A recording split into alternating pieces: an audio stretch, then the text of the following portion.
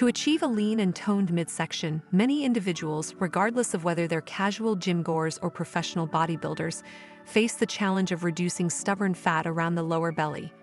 The lower belly fat, which tends to be one of the most difficult areas to target, often persists despite consistent effort in diet, exercise, and lifestyle changes. You've likely heard about the importance of being in a calorie deficit, eating clean foods, and exercising regularly. These are all crucial factors for overall fat loss and muscle development, including the lower abs, but there are many lesser-known truths about lower belly fat that can create unrealistic expectations. These facts are important to understand as they can help manage your goals and prevent frustration. In this article, we'll take a closer look at 7 aspects of lower belly fat that aren't commonly discussed, and how they affect fat loss and abdominal appearance. Before we begin, don't forget to like and subscribe so you won't miss out on future videos. 1. The unrealistic expectation of having 0 folds or rolls. One of the most common misconceptions about achieving a perfect six-pack is the expectation that there will be no visible folds or rolls when sitting down. Many believe that a toned midsection should always appear flawless, no matter the position of the body or how much food has been consumed. However, this expectation is far from realistic. From personal experience and backed by professional bodybuilders and fitness models, it's important to understand that even those with impressive six-packs don't maintain that level of perfection all the time. Human anatomy is built to be flexible and functional, meaning that when you sit down, your abdominal muscles relax and your skin naturally folds. This is completely normal and even necessary for movement. Many bodybuilders and fitness models who appear to have flawless abs during photo shoots or competitions use lighting and strategic posing to highlight their physique. They also may employ dehydration tactics to reduce water retention, making their abs appear even more defined. When they relax, they don't maintain that perfect appearance, and their midsection may have some visible creases or bulges. Even when eating large meals, their stomachs can temporarily swell, and the smoothness of their abs will disappear. In daily life, it's important to remember that your abdominal muscles are not rigid at all times. They flex and relax as your body moves, and the folds you see when sitting or eating are a natural part of this process. So don't be discouraged by temporary changes in the appearance of your abs. It's all part of how the body functions. 2. The role of alpha and beta receptors in fat mobilization. Another reason why lower belly fat is so persistent is the presence of 2 types of receptors, known as alpha and beta receptors, in fat cells. These receptors play a critical role in fat storage and mobilization throughout the body. Beta receptors are responsible for promoting fat breakdown. When hormones like adrenaline and noradrenaline bind to these receptors, they trigger processes that release fatty acids into the bloodstream, where they can be used as energy. The body has a higher concentration of beta receptors in areas like the arms, legs, and face, which makes it easier for the body to break down fat in these areas. On the other hand, alpha receptors inhibit fat breakdown. When hormones bind to alpha receptors, they signal the fat cells to hold onto their fat stores, making it more difficult to burn fat in these areas. Unfortunately, the lower belly has a higher proportion of alpha receptors, which is why it's so hard to target this region for fat loss. Despite being in a calorie deficit and losing fat overall, this area is especially resistant to mobilizing fat, making it harder to lose the last bit of belly fat. While you can't control the number of alpha and beta receptors in your body, knowing that your lower belly fat has more alpha receptors than other areas can help you manage expectations. Even with consistent effort, the lower belly may remain more stubborn to fat loss due to these biological factors. 3. Metabolic adaptation and fat loss plateau. A key concept that many don't realize is the effect of metabolic adaptation, also known as adaptive thermogenesis, on fat loss. This is the process by which your body adjusts its metabolism in response to changes in diet and activity. Even if you're consistently sticking to your diet plan and maintaining a calorie deficit, your metabolism will naturally slow down as a defense mechanism.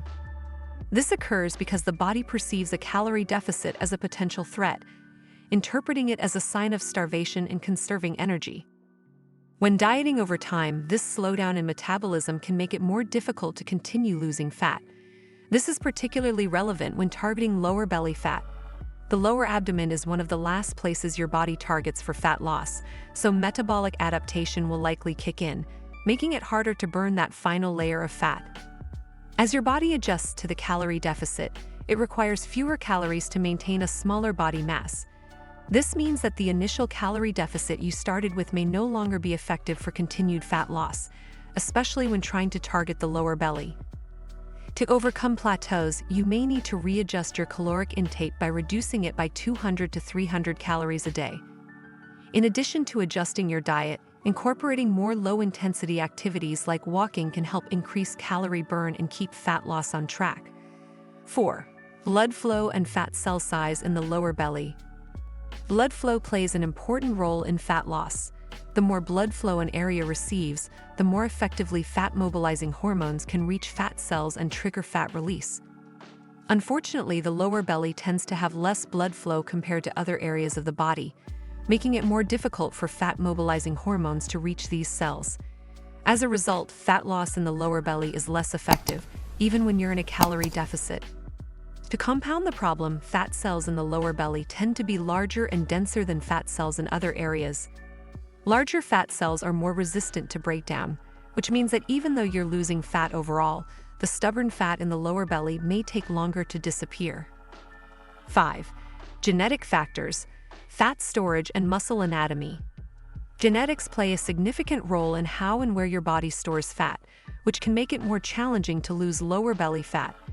Fat storage patterns are determined by your genes, and these patterns dictate where you accumulate fat in areas such as the abdomen, thighs, hips, arms, and face. For example, some individuals are genetically predisposed to store more fat around their midsection, while others may store it in their lower body or limbs. For women, it's common to accumulate fat around the hips and thighs, while men tend to struggle more with fat around the abdomen, particularly the lower belly. This apple-shaped fat distribution pattern is largely influenced by genetics and is beyond your control. Additionally, the anatomy of your abdominal muscles can affect the appearance of your lower belly. The shape and position of your muscles, particularly your obliques and rectus abdominis, are genetically determined. Even if you burn off a significant amount of lower belly fat, you may not develop the V-cut abs you see on others due to the way your muscles are structured. 6. Fat-burning supplements, myths and realities. Another area where people often go wrong is relying on fat-burning supplements. Many supplement companies market products with claims like belly fat burner or stubborn fat destroyer, and many consumers believe that these products can help target specific fat areas, such as the lower belly. However, the truth is that no supplement can directly target fat loss in a specific area. Fat burners typically fall into categories such as thermogenics, fat blockers, appetite suppressants, and carb blockers. While some may help increase metabolism, reduce appetite, or prevent the absorption of fat or carbs, they do not lead to spot reduction. Fat loss occurs uniformly across the body, not in targeted areas. Even if a fat-burning supplement helps speed up metabolism or reduces hunger, it won't directly cause fat loss in your lower belly. The key to reducing fat in this area remains maintaining a consistent caloric deficit and focusing on overall fat loss. 7. Posture and its effect on belly fat appearance. The way you carry yourself can also influence how your lower belly fat appears, even if the actual fat content hasn't changed. Poor posture, such as slouching or having an anterior pelvic tilt, can make your belly appear more pronounced than it actually is. For example, if you tend to slouch, your midsection is compressed, which can accentuate lower belly fat. Similarly, an anterior pelvic tilt, which occurs when your pelvis tilts forward due to tight hip flexors and weak glutes, can push your lower belly out, giving the appearance of more fat in that area. Strengthening your glutes, stretching your hip flexors, and improving your posture can make a significant difference in how your lower belly fat looks. Improving posture doesn't directly burn fat, but it can make your midsection appear flatter and more toned. Practicing good posture can also prevent lower back injuries and promote overall health. Lower belly fat is undoubtedly one of the most difficult areas to target when it comes to fat loss. Understanding the various factors that contribute to the persistence of this fat, including genetics, metabolic adaptation, blood flow, and muscle anatomy. While spot reduction isn't possible, and no supplement will magically melt away lower belly fat, a consistent approach to diet, exercise, and lifestyle changes is key. Be patient, adjust your strategy as needed, and focus on long-term progress. If you found this video informative, make sure to give a like, subscribe, and press the bell icon so that you won't miss out on any future videos.